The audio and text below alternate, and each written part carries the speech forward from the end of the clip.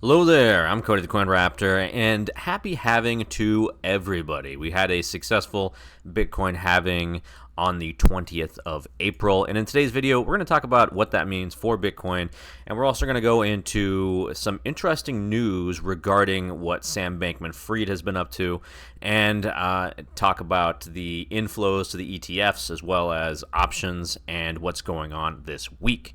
So we're going to go ahead and get started. So Bitcoin had a successful halving on the 20th or so of April, and I want to go ahead and try to put this into perspective. So I'm going to zoom out here. We're going to go ahead and take a look at the last halving that we had back in about May 11th of 2020. We can see here that the price back then, which Michael Saylor kindly reminded us was about $8,600. That's an increase of about 700% from that point all the way up until the top of the bull market. Okay, so we saw a huge appreciation in the Bitcoin price between the start of the halving and then the actual top, which would happen sometime later in about November of 2021. We saw a 700% increase to the actual price. Now, I'm not saying that we're going to see something exactly like that, but it is very possible that we'll wind up seeing a significant increase also to the Bitcoin price after the halving, because usually the halving is the start. Normally, it's the start of a bull cycle. But lately, we've seen actually a run-up into the halving. And in fact, if we go ahead and zoom into our chart TA here, we're gonna look at what this means in the near term. So the halving, again, happened on the 20th here of April. Now you can see here that Bitcoin has actually come down quite a bit since it reached its last all-time high, which was here at about March of 2024. And we saw it actually come all the way down and retest support here at about 60K and then bounce off of that level. So previously I said that if Bitcoin actually falls going into the halving, it's very likely we'll wind up getting a very nice relief rally after the halving.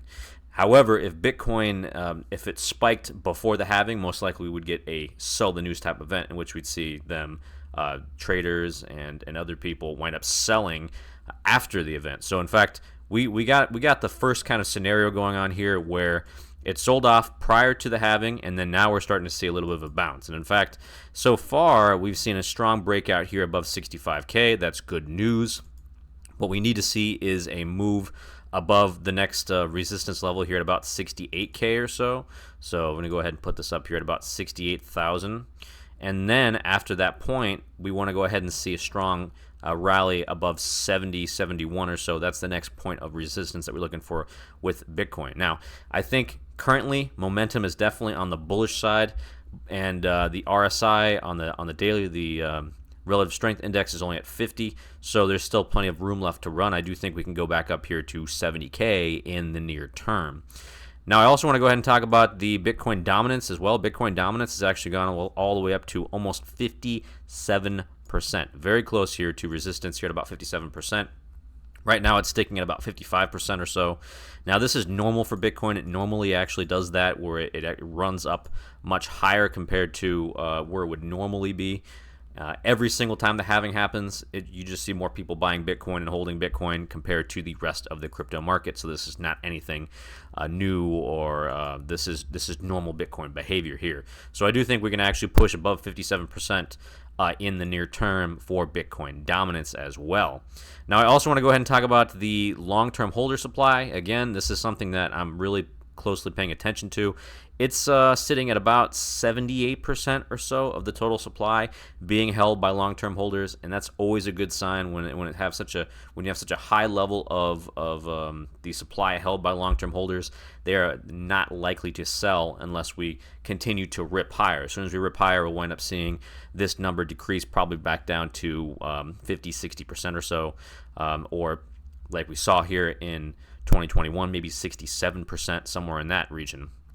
So I want to go ahead and talk about today's kind of main story, and that is an article that Bloomberg put out saying that Sam Bankman-Fried, the former co-founder of the now defunct exchange FTX, now it's looking like he's going to pursue some of the celebrities and some of the influencers who pushed FTX. So if we go down here and take a look at the story, I'll go ahead and just give you guys the highlights here. So now what he's getting in return for this is they're dropping him from a civil lawsuit. Okay, so he agreed to help the plaintiff's lawyers for the civil case go after the remaining FTX endorsers. As part of the proposed settlement, Sam Bankman-Fried would hand over all non-privileged documents detailing his assets and their investments in AI startup Anthropic, an affidavit certifying his network as negative, and documents about other defendants in the wide-ranging civil litigation. Okay, now the people included in that civil litigation, huge celebrities, like Tom Brady, Shaquille O'Neal, Gisele Bündchen. All of those celebrities right now are the target of a huge civil litigation by mainly these FTX users who lost significant amounts of money because the exchange went bankrupt.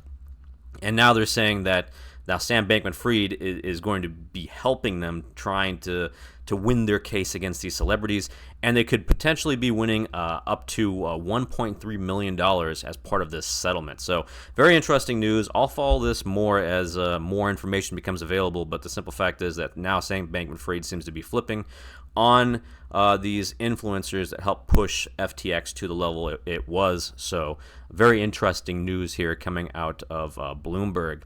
Now, the next thing I want to talk about is the Bitcoin liquidation heat map. So I have up here the liquidation heat map, and that's going to be the weekly view. And the next significant level that we need to be aware of here is at about 67,000 or so.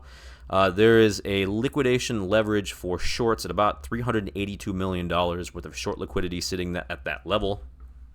If Bitcoin can actually push above that region, again, about 67K or so, you could see all those guys get liquidated, and we could wind up seeing a very nice push up to 68K and past 68K and move even higher than that, maybe even 70K, and hit that resistance level. So that's what we're looking at here on the long side, looking for these shorts to actually get crushed and then Bitcoin price to be much, much higher.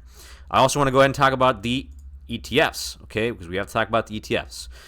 Daily total net inflow on the sosovalue.xyz site is saying that as of April 19th, it doesn't have the data out for today, but they had a total of almost $60 million of inflows to the Bitcoin spot ETFs. So that has translated also into those spot ETFs buying Bitcoin and pushing the demand up much higher. If we take a look at Hey Apollo, you can see here that the net Bitcoin ETF flows for the 19th of April was about 0.9, so about 1,000 or so, about 1,000 Bitcoin inflow to these ETFs on that day, which would correlate to what we saw here with the daily total net inflow. So we're starting to actually see more of these funds, more of the stock being bought and more of these ETFs being bought, and then them having to go and buy Bitcoin, and that pushing the price up much higher. And then when you take into account the Bitcoin on exchanges, if we take a look at the Bitcoin Exchange Reserve, we can see here that the Bitcoin Exchange Reserve, the number of coins on the exchange, continues to go lower and lower and lower and lower. In fact, if you take a look at the last month, you can see here that now we're sitting at about 1.9 million Bitcoin on exchanges. We had seen a significant decrease after we got through about 2 million or so on exchanges. We've seen a significant decrease since then. In fact, we've seen almost 80,000 Bitcoin leave the exchange. I know, wild stuff here, but we're starting to see significant demand for Bitcoin. And just taking a look at, about almost 1,000 Bitcoin or so demand for these ETFs happen nearly every single day. It doesn't take a genius to figure out that when there isn't a lot of supply, but there's a lot of demand, that tends to translate into a higher price overall. And I do believe that we're going to wind up continuing to see this supply shock happen for Bitcoin for the foreseeable future, especially as the miners rewards getting cut in half for the halving. That's going to lead to even less supply coming onto the market. Now, the last thing I want to talk about when it comes to Bitcoin is the options, the Bitcoin options. Now you guys know I've been looking at this quite a bit. Bitcoin options, come here to Deribit, you check out April 26th. That has the highest level of the Bitcoin options available. And what you're seeing here is a large number of call options expiring on the 26th of April. That's going to be the end of the week. We have about $3.8 billion worth of Bitcoin calls and about $2.5 billion worth of Bitcoin puts expiring on that day. And again, the most bullish Bitcoin call options are actually having the strike price at $80,000 by the end of the month. Okay, that's the most bullish, and that's the largest contingent. That's almost $300 million betting on that for Bitcoin to reach 80K by the end of the week. Now, on the other hand, if we take a look at take a look at both your call options and your put options, you're sitting at about $61,000 of max pain price, and the market tends to gravitate towards the max pain price. So the majority of the market, when you take everybody into account, you're looking at the traders betting at about $61,000 by the end of the week. Now, the absolute last thing I want to talk about here is what's going on this week in the U.S.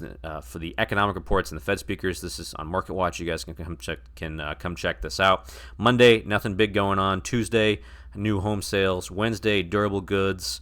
Thursday, GDP. This can be big, especially if GDP actually beats. Now, they're predicting that it's going to wind up being at 2.2%. If this goes higher, then we could actually wind up seeing the market and crypto rally. And then we also have jobless claims. And then on Friday, huge PCE index, right? Personal Consumption Expenditures Index, the Fed's preferred inflation indicator. And what we're looking at right now is the year over year for that to be down, hopefully 2.6%, and even hopefully even lower than that. That would be ideal. If that comes in lower, we could wind up seeing a big push. We could see major risk-on appetite throughout the market. That'd be good for crypto. That'd be good for stocks. If we wind up seeing the inflation continue to move down, that would also lead to the assumption that the Fed's going to be cutting rates sooner, and that'd be bullish for anything that's tech or risk-on or anything like that. All right, so that's all I've got for you guys today. Let me know what you guys think about what we've been talking about here in this video. If you think that Sam Bankman-Fried, if he's going to tip the balance in favor of these users who lost their money and now they're going after the celebrities who pushed FTX, if you think that it's actually going to help them. And let me know what you guys think about the halving, and if you actually wind up, if you bought any Bitcoin or sold any Bitcoin after the halving. Leave a comment below, and I'll catch you guys in the next video.